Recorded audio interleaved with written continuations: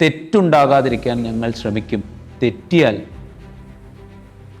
എങ്ങനെയാണോ തെറ്റിച്ചത് അതേ വലുപ്പത്തിൽ അതിനെ തിരുത്തും. ജേർണലിസ്റ്റുകൾ ക്യാമറ തിരിച്ചു വെക്കേണ്ടത് പിണറായി വിജയൻ്റെയും മുഖ്യമന്ത്രിയുടെയും മന്ത്രിസഭയുടെയും ആക്ടിവിറ്റീസിലേക്കാണ്. ബ്ലെയിം ചെയ്യുന്നതെന്ന് ചോദിച്ചാൽ ശരിക്കും മാധ്യമങ്ങൾ തന്നെയാണ് ഇതിൻ്റെ ഏറ്റവും ക്രൂവലായിട്ടുള്ള ഒരു ഇൻസിഡൻറ്റ് അവിടെ സംഭവിക്കുന്നത്. ഇപ്പം നന്നായിട്ട് നോളജ് ഉള്ള ഒരാളെയാണോ അതോ എത്തിക്സ് എല്ലാം പഠിച്ചുകൊണ്ട് പോയ ഒരു ജേർണലിസ്റ്റിനാണോ അവിടെ തിരഞ്ഞെടുക്കപ്പെടാനുള്ള സാധ്യതയുള്ളത്? കുഞ്ഞുങ്ങൾ കൊല ചെയ്യപ്പെടുന്നു കൂട്ടത്തോടെ, ദിവസവും കുഞ്ഞുങ്ങൾ മരിക്കുന്നു, അതിൻ്റെ കണക്ക് വരുന്നു. എത്ര ഇന്ത്യൻ മീഡിയ അത് ജനങ്ങളെ അറിയിക്കാൻ ശ്രമിച്ചിട്ടുണ്ട്. ഇതൊരു വംശഹത്യയാണ് അവിടെ നടക്കുന്നത്. സ്ത്രീകളെയും കുഞ്ഞുങ്ങളെയും കൊല്ലുക എന്ന് പറയുന്നത് തന്നെ വംശഹത്യയുടെ പ്രാഥമികമായ ലക്ഷണമാണ്. കാരണം അടുത്ത ജനറേഷൻ ഇല്ലാതാക്കുക എന്നുള്ളതാണ് അതിൻ്റെ ഉദ്ദേശ്യം. ഈ സീരിയസ്നെസ്സോടുകൂടെ എത്ര മീഡിയ ഇത് നിങ്ങളോട് പറഞ്ഞു? എന്തുകൊണ്ട് പറയാതിരിക്കുന്നു? എന്ത് മനോഭാവമാണ് അവരെ ഇതിൽ നിന്ന് തടയുന്നത്? ഇത് ചിന്തിക്കുകയും ഇതിനോട് റിയാക്ട് ചെയ്യുകയും ചെയ്യുന്ന പുതിയ ജനറേഷൻ ഉണ്ടെങ്കിൽ അവർക്ക് എന്താണ് ആവശ്യമെന്ന് അറിയാനാണ് ഞങ്ങളിവിടെ ഇരിക്കുന്നത്. നിങ്ങളിത് കൺസ്യൂം ചെയ്യുന്നുണ്ട് അല്ലെങ്കിൽ നിങ്ങളിത് അറിയുന്നുണ്ട് എന്നറിയുന്നത് തന്നെ വളരെ സന്തോഷമുള്ള കാര്യമാണ്. ഞാൻ ഒന്ന് ചോദിച്ചോട്ടെ, ഇപ്പോൾ കുറേ കാലം മുമ്പ് ഒരു ഇൻ്റർവ്യൂ കണ്ടിരുന്നു ഈ കമൽ ഹാസനൊക്കെ ഉള്ള. അപ്പോൾ ഒരു എക്സാമ്പിളായിട്ടാണ് അന്ന് പറഞ്ഞിരുന്നു, മലയാള സിനിമയ്ക്ക് ഒരു കറുത്ത ഫേസ് ഉണ്ടായിരുന്നു. ഒരു ഏപ്പടങ്ങൾ മാത്രം ഇറങ്ങിയിരുന്ന, മസാല ചിത്രങ്ങൾ മാത്രം കൺസ്യൂം ചെയ്തിരുന്ന ഒരു സൊസൈറ്റി ഉണ്ടായിരുന്നു. ഇന്ന് അതിൽ നിന്ന് ഒരുപാട് മാറിയിട്ടില്ലേ നമ്മുടെ സൊസൈറ്റിയും കൺസ്യൂമിങ്ങും സിനിമയുടെ രീതിയും ഒക്കെ? അതേപോലെ മീഡിയയ്ക്ക് മാറിക്കൂടെ, മാധ്യമത്തിന് മാറിക്കൂടെ? ഗ്രാജുവൽ ആയിരിക്കും, എന്നാലും അതിനുള്ള ഒരു സ്റ്റെപ്പ് പോലും നമ്മളിപ്പോൾ കാണുന്നില്ല. മീഡിയ തിരിച്ചാണ് മാറിയത്. യഥാർത്ഥത്തിൽ ഈ കേരളത്തിലെ മീഡിയക്ക് വളരെ അഭിമാനകരമായൊരു പാസ്റ്റാണ് ഉണ്ടായിരുന്നത്. വളരെ അഭിമാനകരമായ ഒരു ഹിസ്റ്ററിയാണ് കേരളത്തിലെ മീഡിയ. അപൂർവം ചില സന്ദർഭങ്ങളിൽ പ്രതിലോമകരമായ പെരുമാറ്റം മീഡിയയുടെ ഭാഗത്തുനിന്നും ഉണ്ടായിട്ടുണ്ട്. പക്ഷേ ഇന്ത്യയിലെ മറ്റ് ലാംഗ്വേജസിലെ മീഡിയയെ അപേക്ഷിച്ച് വളരെ പ്രൊഫഷണലായ അപ്രോച്ച് ഉണ്ടായി. അതിന് കാരണം മലയാള മനോരമ പോലെയൊക്കെയുള്ള, മാതൃഭൂമി പോലെയൊക്കെയുള്ള വലിയ പത്രങ്ങൾ ഒരു നൂറ്റാണ്ട് മുമ്പ് തന്നെ ഇവിടെ ഉണ്ടായി എന്നതുകൂടിയാണ്. ഇപ്പോൾ ഗുജറാത്ത് കലാപവുമായി ബന്ധപ്പെട്ട് ഉയർന്നു വന്ന ഒരു പ്രധാനപ്പെട്ട ആക്ഷേപം അവിടുത്തെ പത്രങ്ങൾ ഇല്ലാത്ത വാർത്തകൾ കൊടുത്ത് ആ കലാപത്തെ രൂപപ്പെടുത്തിയെടുത്തു എന്നതാണ്. കേരളത്തിലെ പത്രങ്ങൾ ഒരു കാലത്തും അങ്ങനെ ചെയ്തിട്ടേയില്ല. ഒരു കലാപമുണ്ടാക്കാൻ ഇൻഫർമേഷൻ കൊടുക്കുക എന്നത് അപൂർവം ചില സന്ദർഭങ്ങളിൽ അങ്ങനെ ഉണ്ടായിട്ടുണ്ട്. പക്ഷേ പൊതുവായി കേരളത്തിലെ പത്രങ്ങൾ സാമൂഹിക അന്തരീക്ഷത്തെ അതിൻ്റെ ഒരു സോഷ്യൽ ഫാബ്രിക്കിനെ തകർക്കുന്ന ഒന്ന് ചെയ്യില്ല എന്ന് ഉണ്ടായിരുന്നു. ഇപ്പോൾ ആ അവസ്ഥയിൽ നിന്ന് മാറ്റം വന്നിട്ടുണ്ട്. ഇപ്പോൾ ഞങ്ങളൊക്കെ ന്യൂസ് റൂമിനകത്ത് നിൽക്കുമ്പോൾ, പെരുമ്പാവൂർ, എറണാകുളം ജില്ലയിലെ പെരുമ്പാവൂരിലുണ്ടായൊരു കാര്യം, ഞാൻ ഇന്ത്യ വിഷനിൽ നിൽക്കുമ്പോൾ ഒരു ദിവസം ജില്ലാ കളക്ടർ വളരെ പാനിക്കായിട്ട് വിളിക്കുന്നു. പെരുമ്പാവൂരിനടുത്ത് ഒരു ക്ഷേത്രത്തിൻ്റെ മുന്നിൽ ഒരു പശുവിൻ്റെ ജഡം കൊണ്ടുപോയിട്ടു ആരോ. ഇത് അവിടെ ഒരു സോഷ്യൽ അൺട്രസ്റ്റ് ഉണ്ടാക്കാൻ വേണ്ടി ആരോ ചെയ്യുന്നതാണ്. നിങ്ങളുടെ ചാനൽ അത് ക്യാമറയിൽ പകർത്തിയിട്ടുണ്ട്, ഒരു കാരണവശാലും കൊടുക്കരുത് എന്ന് പറഞ്ഞിട്ട്. അപ്പം ഞാൻ കലക്ടറോട് പറഞ്ഞു, അത് സ്വാഭാവികമായിട്ട് ഞങ്ങൾ കൊടുക്കില്ല, അത് ഷൂട്ട് ചെയ്തിട്ടുണ്ടാവില്ല, ഉണ്ടെങ്കിൽ തന്നെ അത് കൊടുക്കാൻ പറ്റില്ല. ഇങ്ങനെയുള്ള ഒരുപാട് കോൾസ് അക്കാലത്ത് വരുമായിരുന്നു. കാസർഗോഡ് ജില്ലയിൽ നിന്ന് വരുമായിരുന്നു. ജില്ലാ കളക്ടർമാർ വിളിക്കും, ഇങ്ങനെ ഒരു പ്രശ്നമുണ്ട്, രൂപപ്പെട്ട് വരുന്നുണ്ട്. ആ ഒരു കരുതൽ ന്യൂസ് റൂമിനകത്ത് ഉണ്ടായിരുന്നു. പറയാതെ തന്നെ നമ്മൾ അത്തരം കാര്യങ്ങൾ സെൻസർ ചെയ്ത് വിടും, കൊടുക്കില്ല ഒരു കാരണവശാലും. എൻ്റെ ഇപ്പോഴത്തെ പേടി, ഈ ആളെ കൂട്ടാനുള്ള വ്യഗ്രതയിൽ കേരളത്തിൽ കലാപമുണ്ടാക്കാവുന്ന തരത്തിലുള്ള വാർത്തകൾ ഏതു സമയത്തും ഒരുപക്ഷെ നമ്മളുടെ മുഖ്യധാരാ മാധ്യമങ്ങളിൽ കയറി വരാൻ സാധ്യതയുണ്ട്. വാർത്തയുടെ സാമൂഹിക ഉത്തരവാദിത്വത്തിൽ നിന്ന് അത്രമാത്രം ജേർണലിസ്റ്റുകൾ ഡിസ്കണക്റ്റഡായി കഴിഞ്ഞിട്ടുണ്ട്. അവർക്ക് ഒരു പക്ഷേ അത് ജഡ്ജ് ചെയ്യാൻ പറ്റാതെ പോകും. ഇൻറ്റൻഷനലായി കൊടുത്തോളണമെന്ന് പോലുമില്ല. ഈ വാർത്ത ഒരുപാട് ആളുകൾക്ക് കാണാൻ താല്പര്യമുണ്ടാകും എന്ന ഒരു എർജിൻ്റെ പുറത്ത് ചിലപ്പോൾ സാമൂഹിക വിരുദ്ധമായ വാർത്തകൾ കൊടുത്തു പോകാൻ പോലും സാധ്യതയുള്ള വിധത്തിൽ ഇവർ ഇൻസെൻസിറ്റീവായിട്ട് ജേർണലിസ്റ്റുകൾ. ഒരു പ്രത്യേകതര താല്പര്യം കാത്തു സൂക്ഷിക്കുന്ന ഒരു നിലപാടാണ് ഇന്ത്യയിലെ മാധ്യമങ്ങൾ, ദേശീയ മാധ്യമങ്ങൾ പൊതുവെ എടുക്കുന്നത്. ഇപ്പോൾ 2014 ശേഷം സാറ് ആദ്യം പറഞ്ഞ പോലെ സാറ് പറഞ്ഞു, സാറ് ജേർണലിസം തുടങ്ങിയത് രാജീവ് ഗാന്ധി ആ ഒരു പീരീഡിലാണ്. ഇപ്പോൾ 2014, അതായത് ഞങ്ങളൊക്കെ രാഷ്ട്രീയം അറിഞ്ഞു തുടങ്ങുന്ന ഒരു കാലഘട്ടമാണ്. 2014 തൊട്ടിട്ട് ഇപ്പം ഈ 2025 വരെ ഈ നാട്ടിലെ ദേശീയ മാധ്യമങ്ങൾ ചെയ്യുന്ന ഒറ്റൊരു കാര്യം, ചില മാധ്യമങ്ങൾ ഒഴിച്ചുകൊണ്ടാൽ ബാക്കി എല്ലാവരും ചെയ്യുന്നത് പ്രൊപ്പഗണ്ട തന്നെ, പ്രൊപ്പഗണ്ട പൊളിറ്റിക്സ്. നമ്മളിതൊരു സെയിം പേജിലാണ്. പക്ഷെ ആരെയാണ് നിങ്ങൾ അത് ബ്ലെയിം ചെയ്യുന്നത്?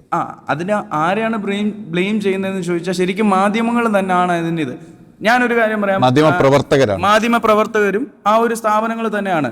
കാരണം ഇപ്പം ഫോർ എക്സാമ്പിൾ ഇന്ന് രാവിലെ ഞാനൊരു വാർത്ത കണ്ടു. മോദി, അതായത് 2014 കഴിഞ്ഞപ്പം അദാനിയുടെ വളർച്ച എന്ന് പറയുന്നത് 600% ആണ്. നമ്മുടെ അംബാനിയുടെ വളർച്ച എന്ന് പറയുന്നത് 345% ആണ്. പക്ഷേ നമ്മുടെ ഇന്ത്യയിലെ ഡെപ്റ്റ് എന്ന് പറയുമ്പം 34 lakh crores നിന്ന് ഇപ്പം 171 lakh crores ആണ്. അപ്പോൾ ഇതൊന്നും ആരും അറിയുന്നില്ല. പിന്നെ സാറ് ഗാസനെ കുറിച്ച് പറഞ്ഞ പോലെ തന്നെ ഈ ദേശീയ മാധ്യമങ്ങൾ ഗാസനെ കുറിച്ച് എങ്ങനെയാണ് റിപ്പോർട്ട് ചെയ്യുന്നതെന്ന് ചോദിച്ചാൽ ഇന്ത്യയും പാകിസ്ഥാനും വരുമ്പം എങ്ങനെയാണോ പാകിസ്ഥാനെ റിപ്പോർട്ട് ചെയ്യുന്നത് ആ ഒരു സെയിം. പക്ഷേ കേരള മാധ്യമങ്ങൾ അതിൽ നിന്ന് കുറച്ച് ഡിഫറൻ്റ് ആണ്. എന്നാലും ഗാസയിലെ ആ ഒരു നടക്കുന്നത് മറ്റേ ജനസൈഡാണെന്ന് എല്ലാവർക്കും അറിയാം. പക്ഷേ നമ്മൾ കാണിക്കുന്നത് എങ്ങനെയാണ്, ഇന്ത്യയിലെ രാഷ്ട്രങ്ങൾ കാണിക്കുന്നത് എന്നാ, അത് ആ ഒരു ബിസിനസ് വേണ്ടിയിട്ട് അല്ലെങ്കിൽ അവിടുത്തെ ആൾക്കാരെ പിടിച്ചു നിർത്താൻ വേണ്ടിയിട്ടുള്ള ഒരു ടാക്ടിക്സ് പോലാണ് ഞാനതിൽ കാണുന്നത്.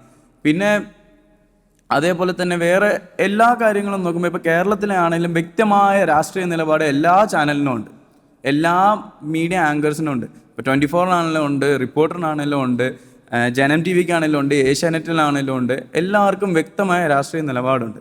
അവർ ഒരു ഹിഡൻ അജണ്ട എന്ന് പറഞ്ഞ പോലെ തന്നെ അവർക്ക് എന്താണോ പറയാൻ ആഗ്രഹിക്കുന്നത്. ഇപ്പോൾ ഒരു ഇഷ്യൂ വന്നു കഴിഞ്ഞാൽ, ഇപ്പോൾ രാഹുൽ മാങ്കൂട്ടത്തിൻ്റെ ഒരു ഇഷ്യൂ വന്നു കഴിഞ്ഞു, രാഹുൽ മാങ്കൂട്ടത്തിനെ വ്യക്തമായി വേട്ടയാടുന്ന രാഷ്ട്രീയ മാധ്യമങ്ങളുണ്ട്, ഒരു പരിധി വരെ ഇങ്ങനെ പിടിച്ചു നിർത്തുന്ന മാധ്യമങ്ങളുണ്ട്, ഇതെല്ലാം ഉണ്ട്. അപ്പം ഓരോ താല്പര്യം അനുസരിച്ച് നമ്മൾ ഓരോ വാർത്ത ഓരോ ചാനൽ കൊടുക്കുമ്പം ജനങ്ങൾക്ക് എന്താണ് നമ്മൾ എത്തിക്കുന്നതെന്നും കൂടെ നമ്മൾ ആലോചിക്കണ്ടേ. അവിടെ എന്ത് ക്രൈസിസാണ്, എന്താ ഇപ്പോൾ ഈ പറഞ്ഞത് ഇവരുടെ? സാർ ഞാൻ പറയുന്നത് എന്താണെന്ന് വെച്ചാൽ, ഇപ്പോൾ ഓരോ മാധ്യമങ്ങളും ഓരോ വ്യക്തി താല്പര്യം അല്ലെങ്കിൽ ആ ഒരു സ്ഥാപനത്തിൻ്റെ താല്പര്യങ്ങൾ അനുസരിച്ച് മാധ്യമങ്ങൾ അല്ലെങ്കിൽ ന്യൂസ് കൊടുക്കുമ്പോൾ അതിലെന്ത് ക്രെഡിബിലിറ്റി ആണോ ഉള്ളതെന്നാണ് എൻ്റെ ചോദ്യം. അല്ല, ചോദ്യം അണ്ടർസ്റ്റാൻഡബിൾ ആണ്. ഞാൻ ആ വാക്കിലേക്ക് വരാൻ വേണ്ടിയിട്ടാണ് ഞാൻ അത് ചോദിച്ചത്. നിങ്ങൾ എന്താണ് നിങ്ങളുടെ പ്രോബ്ലം ചോദിച്ചത്? ക്രെഡിബിലിറ്റി എന്ന് പറഞ്ഞൊരു വാക്കിലേക്ക് വരാൻ വേണ്ടി. ക്രെഡിബിലിറ്റി ഞാൻ ഇവിടെ ഒന്ന് എക്സ്പ്ലെയിൻ ചെയ്തോട്ടെ. അതായത് മാധ്യമ സ്ഥാപനങ്ങളുടെ ഇൻവെസ്റ്റ് ചെയ്യുന്ന ആളുകളുടെ താല്പര്യവും അതിനെ പിന്തുണക്കുന്ന രാഷ്ട്രീയത്തിൻ്റെ താല്പര്യവും ഒക്കെ ഉണ്ടാകും. പക്ഷേ മാധ്യമ പ്രവർത്തകർ എന്ന നിലയിൽ നമ്മൾ ആ സ്ഥാപനത്തിൻ്റെ അസറ്റ് കൂടിയാണ്. പ്രത്യേകിച്ചും സ്ക്രീനിൽ പ്രസൻസ് ഉള്ള ആളുകൾ ആ സ്ഥാപനത്തിന് ഒഴിവാക്കാൻ പറ്റാത്ത ആളുകളാണ്. അത്തരം മാധ്യമ പ്രവർത്തകർ ഞങ്ങളുടെ തൊഴിലിൻ്റെ എത്തിക്കൽ കോഡിനെ വല്ലാതെ വയലേറ്റ് ചെയ്യാൻ ഉദ്ദേശിക്കുന്നില്ല എന്ന ബോൾഡായ ഒരു നിലപാടെടുത്താൽ മാനേജ്മെൻറ്റിന് നമ്മളുടെ മേലെ വല്ലാതെ പ്രഷർ ചെയ്യാൻ പറ്റില്ല. മനസ്സിലായോ? ഇപ്പോൾ സ്ക്രീനിൽ സാന്നിധ്യമുള്ള ജേർണലിസ്റ്റുകൾ ഞങ്ങൾ ഇതിനപ്പുറത്തേക്ക് ബഡ്ജ് ചെയ്യാൻ ഉദ്ദേശിക്കുന്നില്ല, ഇങ്ങനെയാണ് ഈ പ്രൊഫഷൻ ഇങ്ങനെ നടക്കൂ എന്ന് പറഞ്ഞ എത്തിക്കലായി ഇത് കൊടുത്താൽ, അതിന് അല്ലാതെയുള്ള പ്രഷേഴ്സിന് ഞങ്ങൾ വഴങ്ങില്ല എന്ന് തീരുമാനിച്ചാൽ യഥാർത്ഥത്തിൽ ടു എ സർട്ടൻ എക്സ്റ്റെൻറ്റ് അത് പ്രൊട്ടക്റ്റ് ചെയ്യപ്പെടും. നമ്മൾ എത്തിപ്പെട്ടിരിക്കുന്ന അവസ്ഥ ഇതിനോട് വഴങ്ങാൻ വേണ്ടി ജേർണലിസ്റ്റുകൾ മത്സരിക്കുകയാണ്. ഇന്നലെ ഒരു ജേർണലിസ്റ്റ് എടുത്ത നിലപാടിന് വിരുദ്ധമായൊരു നിലപാട് നാളെ എടുക്കുന്നതിൽ അവർക്ക് യാതൊരു സങ്കോചവുമില്ല.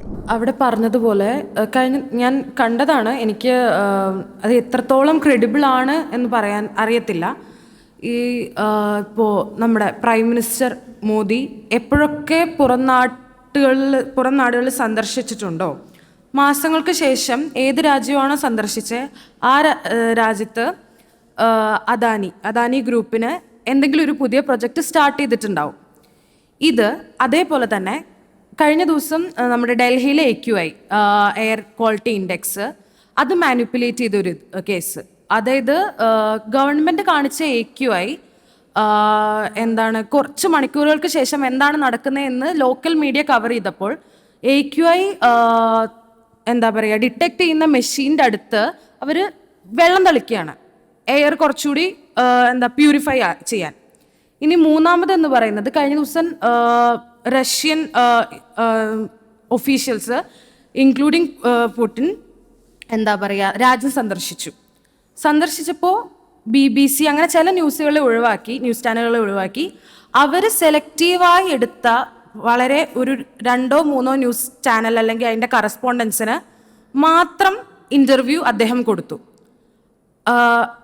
നമ്മൾ ഇതിൻ്റെ പോസ്റ്റുകൾ കാണുമ്പോൾ ഇതിൻ്റെ അടിയിലുള്ള കമൻസ് പറയുന്നത് ഈ പറഞ്ഞ ഒഴിവാക്കിയ ന്യൂസ് ചാനലുകൾക്കൊക്കെ പ്രജുഡൈസസ് ഉണ്ട് അതുകൊണ്ടാണെന്നാണ്. ബട്ട് അതിൻ്റെ മറുവശം ഏത് ന്യൂസ് ചാനലിന് എന്ത് കൊടുത്താൽ എവിടെ നിൽക്കുമെന്ന് അറിയാവുന്നവരെ മാത്രമാണ് ഇൻ്റർവ്യൂ കൊടുത്തിരിക്കുന്നത്. ഇങ്ങനെ മാനിപ്പുലേഷൻ നടക്കുമ്പോൾ, കാര്യമായിട്ടുള്ള മാനിപ്പുലേഷൻ നടക്കുമ്പോൾ, ഇത് സൊസൈറ്റിയുടെ ഇടയിൽ ഇപ്പോൾ ഗവൺമെൻറ്റിനെ സപ്പോർട്ട് ചെയ്യുന്നവരാവാം, സപ്പോർട്ട് ചെയ്യാത്തവരാവാം, ഇവരുടെ ഇടയിൽ ഒരു കോൺഫ്ലിക്റ്റ് ഉണ്ടാക്കുമല്ലോ സ്വാഭാവികമായും. സപ്പോർട്ട് ചെയ്യുന്നവർ സപ്പോർട്ട് ചെയ്ത് കോൺഫ്ലിക്റ്റ്, അതിപ്പോൾ എത്ര എന്താ പറയുക കണ്ണിന് മുമ്പിൽ നമ്മൾ കൊണ്ടുവച്ച് കാണിച്ചു കൊടുത്താലും അവരുടെ കണ്ണ് മൂടിക്കെട്ടി അവർ പറയുള്ളൂ. അപ്പം ഇങ്ങനൊരു കോൺഫ്ലിക്റ്റ് ഉണ്ടാകും എന്നറിഞ്ഞിട്ടും എന്തുകൊണ്ടായിരിക്കും നമ്മളിപ്പോൾ ജേർണലിസ്റ്റുകൾ അല്ലെങ്കിൽ ആ ഒരു ഇൻസ്റ്റിറ്റ്യൂഷൻ ഇതിനെ സപ്പോർട്ട് ചെയ്ത് പ്രവർത്തിക്കുന്നത്? ഇതൊരു സിനാരിയോ ആണ്. കാരണം വലിയ തോതിലുള്ള ഒരു ഷിഫ്റ്റ് സംഭവിച്ചുകൊണ്ടിരിക്കുന്ന ഒരു കാലത്താണ് നമ്മൾ ജീവിച്ചുകൊണ്ടിരിക്കുന്നത്. ആ ഷിഫ്റ്റിൻ്റെ അടിസ്ഥാനം എന്ന് പറയുന്നത് നമ്മളൊരു മതരാഷ്ട്രമായി മാറണം എന്ന ഐഡിയോളജിയിൽ രൂപവൽക്കരിക്കപ്പെട്ടൊരു സംഘടന അതിൻ്റെ 100ാം വർഷത്തിലേക്ക് എത്തുമ്പോൾ അതിൻ്റെ പൊളിറ്റിക്കൽ ഔട്ട്ഫിറ്റ് രാജ്യം ഭരിക്കുകയും അവരുടെ ഇതര പൊളിറ്റിക്കൽ ഔട്ട്ഫിറ്റുകൾ അല്ലെങ്കിൽ ഫ്രിഞ്ച് എലിമെൻറ്റ്സ് സൊസൈറ്റിക്ക് മേൽ അവരുടെ നിയമം അടിച്ചേൽപ്പിക്കാൻ ശ്രമിക്കുകയും ചെയ്യുന്ന ഒരു സാഹചര്യത്തിലാണ് നമ്മൾ ജീവിച്ചുകൊണ്ടിരിക്കുന്നത്. അവിടെ നിന്ന് വേണം നമ്മൾ ഈ മീഡിയാസിനെ നമ്മൾ കാണാൻ. അതായത് ഒരു ഡെമോക്രാറ്റിക് സൊസൈറ്റിയിൽ നിന്ന് ഒരു ഓട്ടോക്രാറ്റിക് അല്ലെങ്കിൽ ഒരു സെമി ഫാഷിസ്റ്റ് ഒരു സൊസൈറ്റിയിലേക്ക് ട്രാൻസ്ഫോം ചെയ്തുകൊണ്ടിരിക്കുകയാണ് നമ്മൾ. അപ്പോൾ ഡെമോക്രസി ഇല്ലാതാവുന്നു എന്ന് പറഞ്ഞു കഴിഞ്ഞാൽ മീഡിയാസും ഇല്ലാതാവുന്നു എന്നാണ് അതിൻ്റെ അർത്ഥം. ഡെമോക്രസി ഉണ്ടാവണമെങ്കിൽ മീഡിയാസ് അവരുടെ ജോലി ചെയ്യണം. ആ ജോലി ചെയ്യിക്കാതിരിക്കുക എന്നുള്ളതാണ്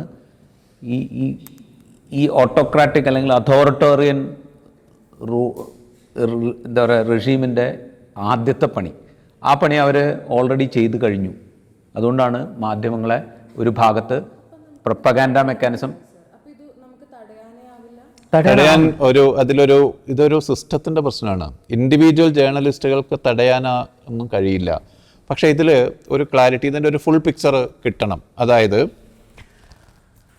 ഇന്ത്യയിലെ നേരത്തെ രാജീവ് വിവരിച്ച പോലെ ഇന്ത്യയിലെ ഏറ്റവും പ്രധാനപ്പെട്ട മാധ്യമങ്ങളെ ഒന്നാകെ 2 പ്രധാന വ്യവസായ ഗ്രൂപ്പുകളെ മുൻനിർത്തി വിലക്ക് വാങ്ങിക്കഴിഞ്ഞു.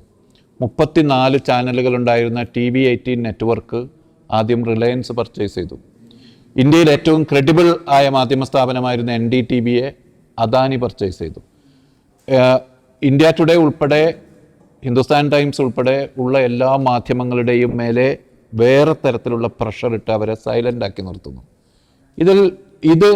ഇതൊന്നും ഒരു വ്യക്തിഗതമായി മാധ്യമപ്രവർത്തകർക്ക് ചെറുക്കാൻ കഴിയുന്ന കാര്യങ്ങളല്ല. കാരണം ആ സ്ഥാപനങ്ങളുടെ ഓണർഷിപ്പ്, അതിൻ്റെ നടത്തിപ്പ്, ഇതൊന്നും മാധ്യമപ്രവർത്തകരുടെ കയ്യിലല്ല. ഇത്രയും വലിയ തോതിൽ ഇപ്പോൾ ലോകത്തെ തന്നെ വലിയ മാധ്യമ സ്ഥാപനങ്ങളിൽ പലതും ഇന്ത്യയിലുണ്ട്. ആ മാധ്യമ സ്ഥാപനങ്ങളെ ഒന്നാകെ തന്നെ ഈ രാഷ്ട്രീയത്തോട് ആഭിമുഖ്യമുള്ള കോർപ്പറേറ്റുകളാൽ ഏറ്റെടുക്കപ്പെട്ട് കഴിഞ്ഞു. ഇവിടെ നമ്മൾ കാണേണ്ട ഒരു കാര്യം, വ്യക്തികൾക്ക് നമ്മൾക്ക് എന്ത് ചെയ്യാൻ പറ്റും എന്നുള്ളതാണല്ലോ. ഇന്ത്യയിൽ യഥാർത്ഥത്തിൽ അത് ചെയ്യുന്നുണ്ട്. ഹിൻഡൻബർഗ് ഇഷ്യൂ, ഈ റിലയൻസിൻ്റെയും അദാനിയുടെയും ഒക്കെ പ്രശ്നം നമ്മൾ എങ്ങനെയാണ് മനസ്സിലാക്കിയത്? ലോകത്തെ ഇൻവെസ്റ്റിഗേറ്റീവ് ജേർണലിസ്റ്റുകളുടെ ഒരു നെറ്റ്വർക്ക് അതേക്കുറിച്ച് മാസങ്ങളോളം ഇൻവെസ്റ്റിഗേറ്റ് ചെയ്ത് ലോകത്തെ വിവിധ മാധ്യമ സ്ഥാപനങ്ങളിൽ പബ്ലിഷ് ചെയ്തതാണ് നമ്മൾ മനസ്സിലാക്കുന്നത്. ഇപ്പോൾ ഇന്ത്യയുടെ GDP, ഈ പൊല്യൂഷൻ ഇൻഡെക്സ് മാത്രമല്ല, ഇന്ത്യയുടെ GDP തന്നെ മാനിപ്പുലേറ്റ് ചെയ്യപ്പെട്ടു എന്ന വാർത്ത വന്നു. അതെങ്ങനെയാണ് നമ്മൾ മനസ്സിലാക്കുന്നത്? അതേക്കുറിച്ച് മാധ്യമങ്ങളും മാധ്യമപ്രവർത്തകരും വാർത്തകൾ പുറത്തു കൊണ്ടുവന്നുകൊണ്ടാണ്. കഴിഞ്ഞ 15 വർഷം അല്ലെങ്കിൽ 10 വർഷം അല്ലെങ്കിൽ 15 വർഷം ഇന്ത്യയിൽ ജേർണലിസം മരിച്ച അല്ലെങ്കിൽ മാധ്യമ സ്ഥാപനങ്ങൾ മരിച്ച കാലമാണ് എന്ന് വേണമെങ്കിൽ പറയാം. പക്ഷെ വ്യക്തിഗതമായ എൻ്റെ അഭിപ്രായം, ഇന്ത്യയിൽ ജേർണലിസം ഫ്ലറിഷ് ചെയ്ത ഒരു പതിറ്റാണ്ട് കൂടിയാണിത്. എങ്ങനെ എന്നാൽ ചെറിയ ചെറിയ സ്ഥാപനങ്ങൾ, ഇപ്പോൾ കാരവൻ പോലെ, ദ വയർ പോലെ ഉള്ള ചെറിയ ചെറിയ സ്ഥാപനങ്ങൾ, പുറത്തുള്ള ഔട്ട്ലെറ്റുകൾ, രാജ്യത്തിന് പുറത്തുള്ള ഔട്ട്ലെറ്റുകൾ ഇന്ത്യയെക്കുറിച്ച് ഒരുപാട് വാർത്തകൾ, നേരത്തെ വന്നതിനേക്കാൾ ഇൻറ്റൻസീവായ വാർത്തകൾ, കുറെ കൂടി ഇൻവെസ്റ്റിഗേറ്റ് ചെയ്ത്, വളരെ ഡീപ്പായി ഇൻവെസ്റ്റിഗേറ്റ് ചെയ്ത് എത്രയോ വാർത്തകൾ ഈ സ്ഥാപനങ്ങളിൽ വന്നിട്ട്, പക്ഷേ അത് മുഖ്യധാരയിലല്ല ഉള്ളത്. ഇത് നെറ്റ്വർക്ക് അവർക്കില്ല, ഒരു വലിയ ചാനൽ ശൃംഖലയിലല്ല ഇത് വന്നിരിക്കുന്നത്. അപ്പോൾ ജനങ്ങളുടെ പെർസെപ്ഷൻ അത് മാധ്യമ സ്ഥാപനങ്ങളാണ് എന്ന നമ്മളുടെ വിശ്വാസമാണ് യഥാർത്ഥത്തിൽ വഞ്ചിക്കപ്പെടുന്നത്. ജേർണലിസ്റ്റുകൾ, ഈ പ്രൊഫഷനോട് കൂറുള്ള, ഈ പ്രൊഫഷനോട് ഉത്തരവാദിത്തമുള്ള ജേർണലിസ്റ്റുകൾ വളരെ മൈനോറിറ്റി ആയിരിക്കും, അത് എണ്ണത്തിൽ വളരെ കുറവായിരിക്കും. പക്ഷെ they are doing there job, അതുകൂടി നടക്കുന്നുണ്ട്. സാറ് പറഞ്ഞ പോലെ തന്നെ അംബാനി, അദാനിയും ബാക്കി കോർപ്പറേറ്റുകളും ഇത്രയും ഇന്ത്യ മൊത്തമുള്ള എല്ലാ ന്യൂസ് ചാനലും പർച്ചേസ് ചെയ്ത് അവർക്ക് വേണ്ട വാർത്തകൾ കൊടുക്കുമ്പോൾ അവർക്ക് എതിരായിട്ട് കൊടുക്കുന്ന വാർത്തകൾ അല്ലെങ്കിൽ അവർക്ക് എതിരായിട്ട് പ്രവർത്തിക്കുന്ന ചാനലുകളെല്ലാം അധികാരം ഉപയോഗിച്ചുകൊണ്ട് സസ്പെൻഡ് ചെയ്തും അല്ലെങ്കിൽ അടിച്ചമർത്തി കൊണ്ടുപോകുമ്പോൾ നമ്മളിങ്ങനെ പുതിയൊരു ചാനൽ തുടങ്ങി ഇതിനെതിരെ നമ്മളിങ്ങനെ ഒരു ശബ്ദമായിട്ട് അല്ലെങ്കിൽ അങ്ങനെ ഒരു ഇതായിട്ട് നമ്മൾ വരാൻ ശ്രമിക്കുമ്പോൾ നമുക്കെതിരെയും ഈ ഒരു കാര്യങ്ങളൊക്കെ വരും, അല്ലേ? ഉറപ്പായിട്ടും വരും. അത് പ്രതീക്ഷിക്കണം. അപ്പം ഞാൻ പറയാൻ ആഗ്രഹിക്കുന്നത്, ഇത്രയും ഒരു പ്രസ് ഫ്രീഡം ഇൻഡെക്സിലൊക്കെ നമ്മൾ ഒത്തിരി പുറകിലോട്ടാ. മാധ്യമ സ്ഥാപനങ്ങൾക്കും പ്രസ്സിന് നമുക്കൊന്നും ഒരു ഫ്രീഡം ഇല്ലാത്തൊരു സാഹചര്യത്തിലാണ് നമ്മളിപ്പം വരുന്നത്. അപ്പം ഇതിൽ ഈ നമ്മൾ ഇൻ്റർനാഷണൽ ഏജൻസികൾ അല്ലെങ്കിൽ ഇൻ്റർനാഷണൽ ന്യൂസ് ഏജൻസികൾ ഇവർ വന്ന് അന്വേഷിച്ച് ഇന്ത്യയിലെ ഓരോ കാര്യങ്ങൾ പുറത്തു കൊണ്ടുവരുമ്പോൾ ഇന്ത്യയിലെ ജനങ്ങൾ തന്നെ ഇതിനെക്കുറിച്ചൊന്നും അറിയുന്നില്ല എന്നുള്ളതും ഒരു വസ്തുതയല്ലേ? അല്ല, there is no other go. നമ്മൾക്ക് നമ്മളുടെ പ്രൊഫഷൻ മുന്നോട്ട് കൊണ്ടുപോകാനുള്ള എഫർട്ട് ചെയ്യുക എന്നതിനപ്പുറത്ത് വേറൊന്നും ചെയ്യാനില്ല. ഈ സിസ്റ്റവും അങ്ങനെ മാത്രമേ മാറൂ. സിസ്റ്റം പൂർണ്ണമായി നിരാശപ്പെടേണ്ട സാഹചര്യമൊന്നും ഉണ്ട് എന്ന വിശ്വാസക്കാരനല്ല ഞാൻ. ഇതൊരു ഹിസ്റ്ററി, അതിൻ്റെ ഒരു സൈക്കിൾ, അതിൻ്റെ ഒരു ട്രാൻസിഷൻ നടപ്പാക്കുമ്പം ഫാസിസത്തിന് ഒരു അർദ്ധ ആയുസ് മാത്രമേ ഉള്ളൂ എല്ലായിടത്തും ഹിസ്റ്ററിയിലുടനീളം. ഫാസിസം ഫുൾ ബ്ലോൺ ആവില്ല, അർദ്ധ ആയുസ് മാത്രമേ ഉള്ളൂ. അതിൻ്റെ തന്നെ ഇപ്പോൾ അരുന്ധതി റോയുടെ ഒക്കെ ഒരു നിരീക്ഷണത്തിൽ അതിൻ്റെ തന്നെ ഇൻറ്റേർണൽ കോൺഫ്ലിക്റ്റിനാൽ അത് തകരുകയാണ് ചെയ്യുക. ഫാസിസത്തെ നമുക്ക് അല്ലാതെ തകർക്കാൻ ബുദ്ധിമുട്ടാണ്. ഫാസിസം അതിൻ്റെ ഇൻറ്റേർണൽ കോൺഫ്ലിക്റ്റ് കൊണ്ട് തകരും. മാധ്യമ സ്വാതന്ത്ര്യം എന്നത് യഥാർത്ഥത്തിൽ മസാല ദോശയുടെ കൂടെ കിട്ടുന്ന ഈ ഉഴുന്നുവട പോലെയുള്ള ഒരു സംഗതിയാണ്. ബിക്കോസ് ജനാധിപത്യം ഉള്ളിടത്തുള്ളതാണ് മാധ്യമ സ്വാതന്ത്ര്യം. ഒരു റെജീം ജനാധിപത്യ വിരുദ്ധമാണെങ്കിൽ, അവിടെ ജനാധിപത്യം ഇല്ലെങ്കിൽ അവർക്ക് മാധ്യമങ്ങളോട് അവരുടെ ടൂള് മാത്രമാണ് മാധ്യമങ്ങൾ. ഇപ്പോൾ നെഹ്റുവിൻ്റെ ഒക്കെ കാലത്ത് നെഹ്റുവിനെ കുറിച്ചൊക്കെ ഉണ്ടായിരുന്ന അബു അബ്രഹാമിനെ പോലെ ഒക്കെയുള്ള കാർട്ടൂണിസ്റ്റുകൾ പറയുന്നത്, നെഹ്റുവിനെ കുറിച്ച് അവർ കാർട്ടൂൺ വരച്ചില്ലെങ്കിൽ നെഹ്റു പാർലമെന്റിൽ വെച്ചോ മറ്റോ കാണുമ്പോൾ ചോദിക്കുമായിരുന്നു, എന്നെക്കുറിച്ച് എന്നെ ഒഴിവാക്കിയോ, എന്നെക്കുറിച്ച് എന്തുകൊണ്ടാണ് കാർട്ടൂൺ വരാത്തത് എന്ന് അങ്ങോട്ട് ചോദിക്കുമായിരുന്നു. നെഹ്റു സ്വന്തം പേരിൽ ലേഖനം എഴുതി അദ്ദേഹത്തെ വിമർശിച്ചുകൊണ്ട്, അതൊരു രാഷ്ട്രത്തിൻ്റെ ഫോർമേഷൻ സ്റ്റേജ് ആയിരുന്നു എന്നാലോചിക്കണം. ഒരു സ്വതന്ത്ര രാഷ്ട്രത്തിൻ്റെ ഫോർമേഷൻ സ്റ്റേജിൽ ഇന്ത്യയുടെ പ്രധാനമന്ത്രി തന്നെ അദ്ദേഹത്തിൻ്റെ നയങ്ങളെ വിമർശിച്ചുകൊണ്ടുള്ള ലേഖനങ്ങൾ എഴുതി മറ്റൊരു പേരിൽ പ്രസിദ്ധീകരിച്ചു എന്നാണ്. ഈ രാജ്യത്ത് മാധ്യമങ്ങളുടെ വിമർശനം ഉണ്ടാകണം എന്ന പാഠം തൻ്റെ ഫെലോ സിറ്റിസൻസിനെ പഠിപ്പിക്കാൻ വേണ്ടി പ്രതിപക്ഷ നേതാവ് ആകാനുള്ള ഒരു അന്ന് കോൺഗ്രസ് വലിയ ഭൂരിപക്ഷത്തിൽ വിജയിക്കുന്ന കാലമാണല്ലോ. യഥാർത്ഥത്തിൽ ഒഫീഷ്യലായി പ്രതിപക്ഷ നേതൃസ്ഥാനത്തിനുള്ള പദവിക്ക് അന്നത്തെ പ്രതിപക്ഷത്തിന് നമ്പർ ഉണ്ടായിരുന്നില്ല. 10% മറ്റോ സീറ്റ് വേണം ഒഫീഷ്യൽ പ്രതിപക്ഷം. അന്ന് അത്രയും നമ്പർ ഉണ്ടായിരുന്നില്ല. എന്നിട്ട് പോലും AKGക്ക് ഇന്ത്യയുടെ പ്രതിപക്ഷ നേതാവിൻ്റെ സ്ഥാനം ഒഫീഷ്യലായി തന്നെ കൺഫർ ചെയ്തു. അതെന്താണ്? പ്രതിപക്ഷം വേണം, മാധ്യമങ്ങൾ വേണം, മാധ്യമങ്ങളുടെ വിമർശനം വേണം, മാധ്യമങ്ങളുടെ കളിയാക്കലുകൾ വേണം എന്നറിയുന്ന ഡെമോക്രാറ്റിക് ആയൊരു പ്രധാനമന്ത്രി എന്നതാണ് അതിൻ്റെ വ്യത്യാസം. അപ്പോൾ ഇത് രാഷ്ട്രീയത്തിലെ അപ്രോച്ചല്ല, ഐഡിയോളജിയുടെ വ്യത്യാസമാണ്, ഐഡിയോളജിയിലുണ്ടാവുന്ന വ്യത്യാസമാണ്. ഇപ്പോൾ ജനാധിപത്യത്തിൽ വിശ്വാസമുള്ള, അത് ബാക്ക് ബോൺ ആയിട്ടുള്ള രാഷ്ട്രീയത്തിന് മാത്രമേ മാധ്യമ സ്വാതന്ത്ര്യത്തെ ഗൗനിക്കാൻ കഴിയൂ. അല്ലാത്തവർക്ക് അത് ഗൗനിക്കാൻ കഴിയില്ല. അല്ലാത്തവർക്ക് മാധ്യമങ്ങൾ അവരുടെ ടൂള് മാത്രം. അപ്പോൾ ഇത് ഇൻഡിവിജ്വൽ ജേർണലിസ്റ്റുകൾക്കോ ചെറിയ സ്ഥാപനങ്ങൾക്കോ മറികടക്കാവുന്ന പ്രതിസന്ധി അല്ല, അവർക്ക് നേരിടാൻ പറ്റില്ല. വലിയ സ്ഥാപനങ്ങളെ, ഇതിനെ നേരിടാൻ കെൽപ്പുള്ള സ്ഥാപനങ്ങളെല്ലാം പർച്ചേസ് ചെയ്ത് കഴിയുകയും ചെയ്തു. എന്നാൽ അതുകൊണ്ട് ഈ എഫർട്ടുകൾക്ക് സാങ്കത്യമില്ല എന്നല്ല. എഫർട്ടുകൾ, മനുഷ്യരതിൻ്റെ എഫർട്ടുകൾ തുടരും. ആ എഫർട്ടുകൾ വളരെ ഭംഗിയായി ചെയ്യുന്ന ആളുകളുണ്ട്. സാർ, എനിക്കൊരു സംശയമാണ് ചോദിക്കാനുള്ളത്. നമ്മുടെ ഈ അഹമ്മദാബാദിൽ മറ്റ് വിമാന അപകടം നടന്ന സമയത്ത് ഞാനൊരു ചാനൽ ഇൻറ്റേൺഷിപ്പ് ചെയ്തുകൊണ്ടിരിക്കുകയായിരുന്നു. അപ്പം ആ അപകടം നടന്നിട്ട് ആദ്യ സമയത്ത് തന്നെ, അപ്പം ഞാൻ ഡെസ്കിലാണ് ഇരുന്നത് ആ സമയത്ത്. അപ്പോൾ അവിടെ എല്ലാ ചാനലിൻ്റെ തന്നെ സ്ക്രീനിൽ കാണിക്കും, ന്യൂസ് കാണിക്കും. അപ്പോൾ ഞാൻ ശ്രദ്ധിച്ചൊരു കാര്യം എന്താണെന്ന് വെച്ചാൽ, അപ്പോൾ ആ ന്യൂസ് വന്നപ്പോൾ തന്നെ ഇപ്പോൾ ആദ്യം ഒരു ചാനൽ വിട്ടു, അത് കഴിഞ്ഞപ്പോൾ തന്നെ ഒരു 3-4 ചാനലുകൾ തന്നെ അവർ ആ ന്യൂസിനെ ഹൈലൈറ്റ് ചെയ്യുന്നതിനെക്കാട്ടിലും കൂടുതൽ അവർ പറയുന്നത് എന്താണെന്ന് വെച്ചാൽ, വാർത്ത ആദ്യം സംപ്രേഷണം ചെയ്തത് ഇന്ന ചാനലിൽ എന്ന് പറഞ്ഞ ഒരു 4-5 ചാനലിൽ അങ്ങനെ ഉണ്ട്. അപ്പോൾ എനിക്കതിനകത്തുനിന്ന് മനസ്സിലായ എന്താണെന്ന് വെച്ചാൽ, ചാനലുകൾ തമ്മിൽ തന്നെ ഒരു മത്സര ഓട്ടമാണ് നടക്കുന്നത്. അപ്പോൾ ഒരു ചാനലിൻ്റെ ധർമ്മം എന്ന് പറയുന്നത് ആരാദ്യം കാണിച്ചു എന്നതിലല്ലല്ലോ, ആ ന്യൂസ് ആൾക്കാരിലേക്ക് എങ്ങനെ എത്തിക്കുന്നു എന്നുള്ള ഇതിലല്ലേ. ഉറപ്പായിട്ടും അതിലൊന്നും യാതൊരു അഭിപ്രായ വ്യത്യാസമില്ല. നിങ്ങൾക്കത് കാണുമ്പോൾ ഒരു തരം പുച്ഛമല്ലേ തോന്നിയത്? ആ സ്ക്രീനിൽ അത്രയും വലിയൊരു ക്രൈസിസ് നടക്കുമ്പോൾ ഇത് ഞങ്ങളാണ് ആദ്യ ദൃശ്യങ്ങൾ ഞങ്ങൾക്ക് ആദ്യ ദൃശ്യങ്ങൾ ഇന്ന ചാനലിന് എന്ന് പറയുന്നത്, അതൊരു ഈ ആത്മരതി അല്ലാതെ, ആത്മരതിയുടെ പ്രശ്നം മാത്രമല്ല, അതൊരു മാർക്കറ്റിനെ ഇങ്ങനെ അപ്പുറത്തെ ആളുകളെ ഒന്ന് ഡൗൺ ആക്കാൻ വേണ്ടി കൂടി പറയുന്നതാണ്. പക്ഷെ എല്ലാവരും പറയുന്നുള്ളതാണ് ഇപ്പോഴത്തെ ഒരു ഇത്. ഒരേ വാർത്ത ഞങ്ങളാണ് ആദ്യം കൊടുത്തത് എന്ന് 4-5 പേര് ഒന്നിച്ച് പറയും. അതും കുഞ്ഞു വാർത്തകൾ, വളരെ ചെറിയ വാർത്ത.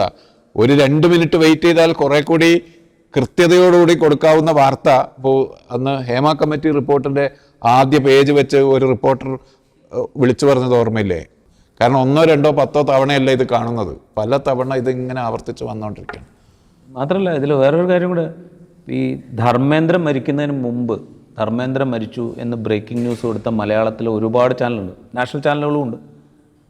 മരിച്ചു എന്ന് ബ്രേക്കിംഗ് ന്യൂസ് കൊടുത്ത ഒരുപാട് ചാനലുകളുണ്ട്.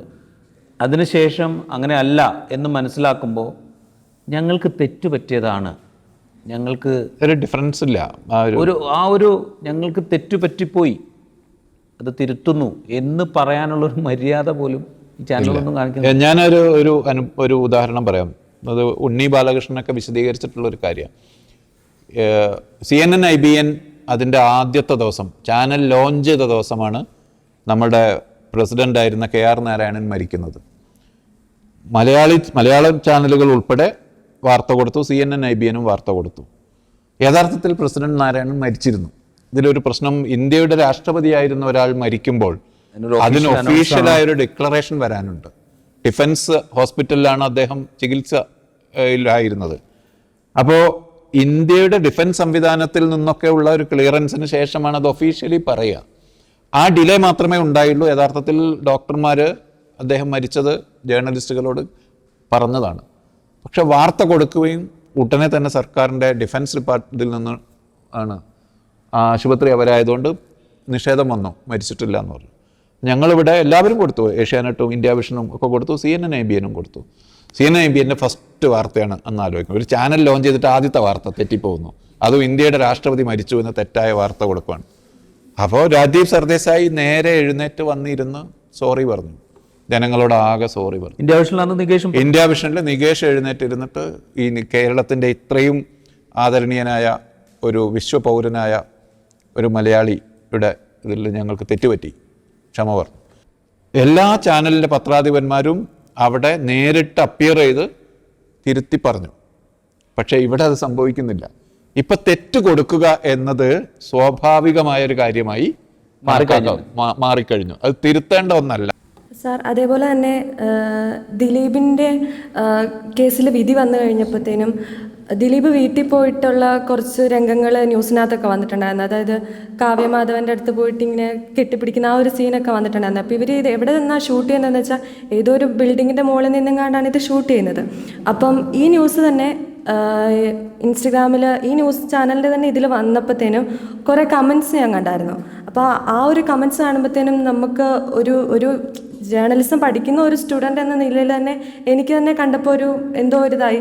അവർ അത്രയ്ക്ക് ഇതായിട്ട് മാധ്യമങ്ങൾ അത്ര തരം താഴ്ത്തി കാണുന്ന ഒരു ഇത് വന്നു. അപ്പം ഇങ്ങനെയുള്ളൊരു ഇതൊക്കെ കാണിക്കുമ്പോഴത്തേനും എല്ലാ മാധ്യമങ്ങളോടും ആൾക്കാർക്കൊരു വേറെ ഒരു കാഴ്ചപ്പാട് വരാൻ സാധ്യതയില്ല. ഇപ്പോഴത്തെ എല്ലാ ന്യൂസ് കണ്ടു കഴിയുമ്പോഴത്തേനും സംഭവിച്ചു കഴിഞ്ഞു. ഒരു ന്യൂസ് ചാനലായിരിക്കും ചിലപ്പോൾ അങ്ങനെ ഒരു ന്യൂസാണ് കാണിക്കുന്നത്. അപ്പം മൊത്തത്തിൽ ഒരു മാധ്യമ പ്രവർത്തകരോട് അല്ലെങ്കിൽ ഒരു മാധ്യമ ചാനലിനോട് മൊത്തത്തിൽ ആൾക്കാർക്ക് ഒരു കാഴ്ചപ്പാട് ഒരേപോലെ ആകാൻ അതൊരു വളരെ ക്രൂഷ്യലായ ഒരു പോയിന്റാ.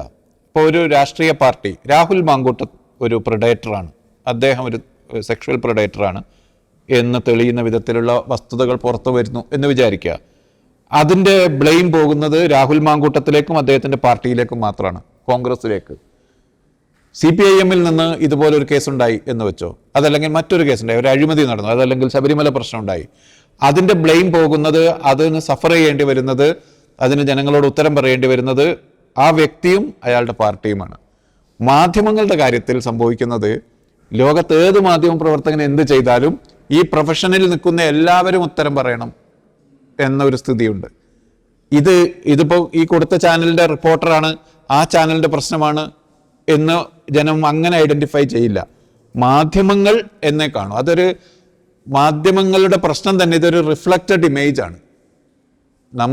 ഇപ്പം ഞങ്ങൾ ഒരു വാർത്താ സമ്മേളനത്തിൽ ഇരിക്കുന്നുണ്ടെങ്കിൽ MP ബഷീർ എന്ന പേര് അല്ലെങ്കിൽ രാജീവ് ശങ്കരൻ എന്ന രാജീവിൻ്റെ പേര് ഇഗ്നോർ ചെയ്യപ്പെടും. പകരം എൻ്റെ സ്ഥാപനം അല്ലെങ്കിൽ രാജീവിൻ്റെ സ്ഥാപനം വെച്ചാണ് ആളുകൾ സംസാരിക്കുക. ഇന്ത്യ വിഷൻ അല്ലെങ്കിൽ മീഡിയ വൺ എന്നാണ് സംസാരിക്കുക. അപ്പോൾ ഇതിൻ്റെ റിഫ്ലക്ഷനാണ് കിട്ടുന്നത് നമ്മളിലേക്ക്. അപ്പോൾ ഒരു മൈക്കുമായി കയ്യിൽ നിന്ന് ഒരു സ്ഥാപനത്തിൻ്റെ മൈക്കുമായി നിന്ന് ഈ കാര്യങ്ങൾ ചെയ്യുന്ന ആൾ ചെയ്യുന്ന റോങ് ഡൂയിങ്ങിന് ഈ പ്രൊഫഷനിലുള്ളവർ എല്ലാവരും ഉത്തരം പറയേണ്ട, അല്ലെങ്കിൽ അവരെ മുഴുവനെയും ബാധിക്കുന്ന ഒരു പ്രശ്നമാണ് ഇത് ഒരു വ്യത്യാസമാണ്. ഒരു കാര്യം കൂടെ പറഞ്ഞില്ല, ഇപ്പം ഇന്റേൺഷിപ്പ് ചെയ്തിരുന്നു എന്ന് പറഞ്ഞില്ലേ, ഒരു ടെലിവിഷൻ ചാനലിൽ ഇന്റേൺഷിപ്പ് ചെയ്തിരുന്നു എന്ന് പറഞ്ഞില്ലേ, ഇപ്പോൾ പോയ ഈ വിഷ്വൽ, ഇപ്പോൾ ഈ പരാമർശിച്ച വിഷ്വൽ ഒരു ചാനൽ എയർ ചെയ്യുമ്പോൾ ഇതര ന്യൂസ് റൂമുകളിൽ ഉണ്ടാകുന്ന എന്താ പറയുക റിയാക്ഷൻ എന്തായിരിക്കും എന്നറിയാം. അത് നമുക്ക് കിട്ടണം എന്നുള്ളതാണ്. അത് കൊടുക്കാവുന്നതാണോ, അതൊരു പ്രൈവസി ഉൾപ്പെടുന്നതാണോ, അല്ലെങ്കിൽ അത് കൊടുക്കേണ്ടതാണോ, ഈ വിഷ്വലിന് വല്ല റെലവൻസും ഉണ്ടോ, ഇതേക്കുറിച്ചുള്ള യാതൊരു കൺസേണും അല്ല അവിടെ ഉണ്ടാവുക. ആദ്യത്തെ ചിന്ത ആ വിഷ്വൽ നമുക്ക് എങ്ങനെ കിട്ടും എന്നുള്ളതാണ്. ഇനിയിപ്പോൾ അത് ഒരു റെലവൻറ്റ് വിഷ്വൽ ആണെങ്കിൽ ഓക്കെ, അങ്ങനെ ചിന്തിക്കുന്നതിൽ തരക്കേടില്ല. ഇതെൻ്റെ അഭിപ്രായത്തിൽ ഞാനിരിക്കുന്ന ന്യൂസ് റൂമിലാണെങ്കിൽ ഇത് റെലവൻറ്റ് വിഷ്വലായിട്ട് ഞാൻ കാണില്ല. സാർ ഒരിക്കൽ മുഖ്യമന്ത്രിയുടെ ഒരു മീറ്റിങ്ങിൽ മുഖ്യമന്ത്രി കുറേ മീഡിയാസിനോട് കടക്ക് പുറത്ത് നിങ്ങളെ ക്ഷണിച്ചിട്ടില്ല എന്നൊരു ഇതുണ്ടായിരുന്നു. അപ്പോൾ ഈ മാധ്യമ പ്രവർത്തകർ ക്ഷണിച്ചിട്ട് വരേണ്ടവരാണോ? അല്ലല്ലോ. അപ്പം അവർക്ക് ന്യൂസ് എടുക്കേണ്ടവരാണ്. അപ്പം അവർക്ക് എവിടെ കയറാനും അവിടെ നിന്ന് എന്ത് ചോദ്യം ചോദിക്കാനും ഉള്ള റൈറ്റ്സ് മാധ്യമ പ്രവർത്തകർക്കുണ്ട്. അപ്പം അതിനോടുള്ള സാറിൻ്റെ അല്പം കോംപ്ലിക്കേറ്റഡ് ആയ ഒരു കാര്യമാണ്. എൻ്റെ അഭിപ്രായമാണോ അതിൽ രാജീവിനുള്ളത് എന്ന് പോലും എനിക്കറിയില്ല. മനസ്സിലായി. ഞാൻ എൻ്റെ ഉത്തരം പറയാം. ഇതിലിപ്പോൾ നമ്മൾ ദിലീപ് ഒരു ക്രൈം ചെയ്തു, ആ ക്രൈമിൽ അക്യൂറ്റഡായി എന്ന് പറഞ്ഞ് ദിലീപ് വീട്ടിൽ പോയപ്പോൾ പോലും അദ്ദേഹത്തിൻ്റെ പ്രൈവസിയിലേക്ക് ഇൻക്ലൂഡ് ചെയ്തെടുത്തൊരു വിഷ്വലിനെ കുറിച്ചാണ് നമ്മൾ തൊട്ട് മുമ്പ് പറഞ്ഞത്. എടുക്കാൻ പാടില്ല എന്നാണ് എൻ്റെ ഉറച്ച വിശ്വാസം. അതല്ല ജേർണലിസം. എന്നാൽ ഒരു ക്രൈമാണ് അവിടെ നടക്കുന്നത്, നമുക്ക് എടുക്കുകയും വേണം. ഇവിടെ മുഖ്യമന്ത്രിയുടേത് രണ്ട് കാഴ്ചപ്പാടുണ്ട്. ഒന്ന്, കേരളത്തിൽ ഇന്ത്യയിലെ മറ്റ് സംസ്ഥാനങ്ങളിൽ നിന്ന് വ്യത്യസ്തമായി കേരളത്തിൽ മാധ്യമങ്ങളിലേക്കൊരു ആക്സസ് ഉണ്ട്, അല്ലെങ്കിൽ മാധ്യമങ്ങൾക്ക് ഗവൺമെൻറ്റിലേക്കൊരു ആക്സസ് ഉണ്ട്. മാധ്യമങ്ങൾക്ക് തീർത്തും അപ്രോച്ചബിൾ അല്ലാത്ത ആളുകളല്ല കേരളത്തിലെ ഒരു രാഷ്ട്രീയ നേതാവും, ഈവൻ ഇൻക്ലൂഡിങ് പിണറായി വിജയൻ. അദ്ദേഹം റെഗുലറായി വാർത്താ സമ്മേളനം അല്ലെങ്കിൽ ഒരു നിശ്ചിത ഇടവേളകളിൽ വാർത്താ സമ്മേളനം നടത്തുന്നുണ്ട്. അദ്ദേഹത്തിന് കൂടുതൽ കാര്യങ്ങൾ പറയാനുള്ളപ്പോഴാണ് നടത്താറുള്ളത്. പക്ഷേ ഇലക്ഷൻ പ്രമാണിച്ച് ഇപ്പോൾ വാർത്താ സമ്മേളനം നടത്തിക്കൊണ്ടിരിക്കുന്നുണ്ട്. ക്ഷണിക്കപ്പെടാത്ത ഒരു സ്ഥലത്തേക്ക് ചെല്ലണോ എന്ന് ചോദിച്ചാൽ വേണമെങ്കിൽ ഒഴിവാക്കാം. ക്ഷണിക്കപ്പെടാത്ത എല്ലാ പരിപാടികൾക്കും ക്ഷണം കിട്ടുന്നുണ്ട്. അങ്ങനെ ഇൻക്ലൂഡ് ചെയ്ത് ചെല്ലേണ്ട കാര്യമില്ല കേരളത്തിൽ. പക്ഷേ ജേർണലിസ്റ്റുകൾ എപ്പോഴും ക്യാമറ തിരിച്ചു വെക്കേണ്ടത് ഈ ദിലീപിൻ്റെ പ്രൈവസി റൂമിലേക്കല്ല.